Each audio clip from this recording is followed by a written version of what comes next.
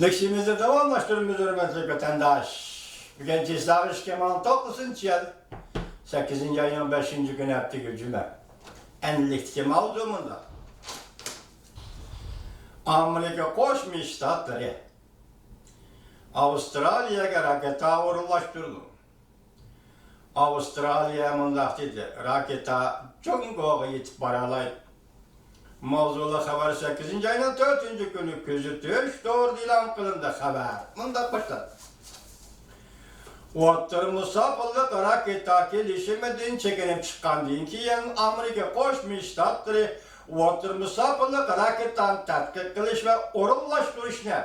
Kayta kozgap yer şaharının stratejiler tamponlıkı ve makamlıkıga teşekkür ederim.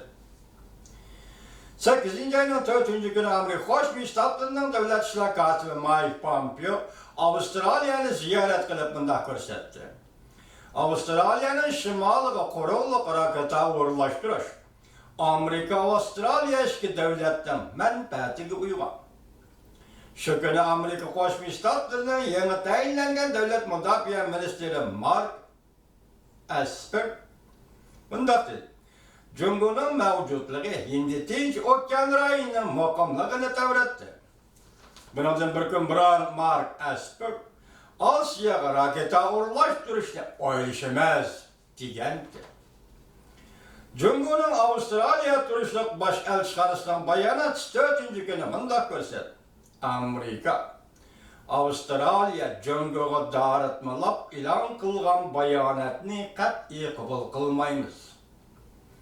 Amerika taraf Cumhur'un rayında ilişki roluğa sebepsiz hücum kılıvatıdı, meyvatıdır.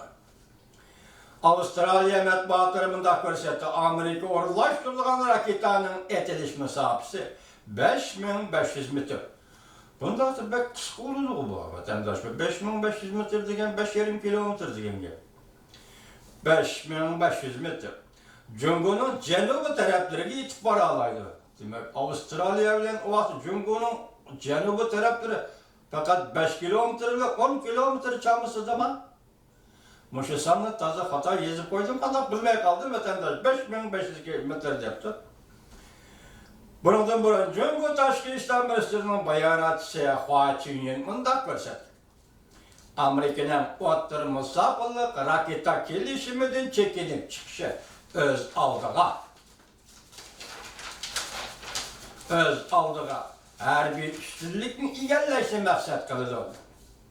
Devlet Müdafiye Ministeri Esper, Amerika Koşmuş Ştatlarının Devlet Müdafiye Ministeri Esper, Cumhur'la bulanç karakterli iktisat bilen şoğullanıp geldi.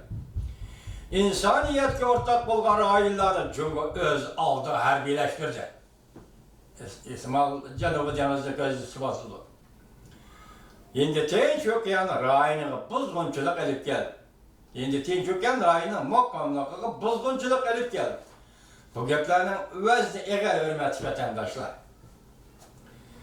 Müdafiye Ministeri Esper, Amerika Koşmuş Ştatları Müdafiye Ministeri Esper mındak görset.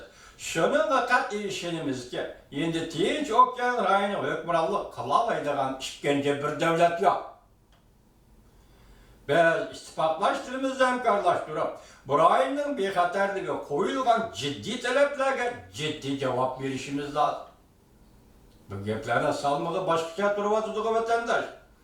Biz okşaşla Cumhur'un mukamlıkla bozulgan tecavüzçülük tabiatine kat'i karıştırırız.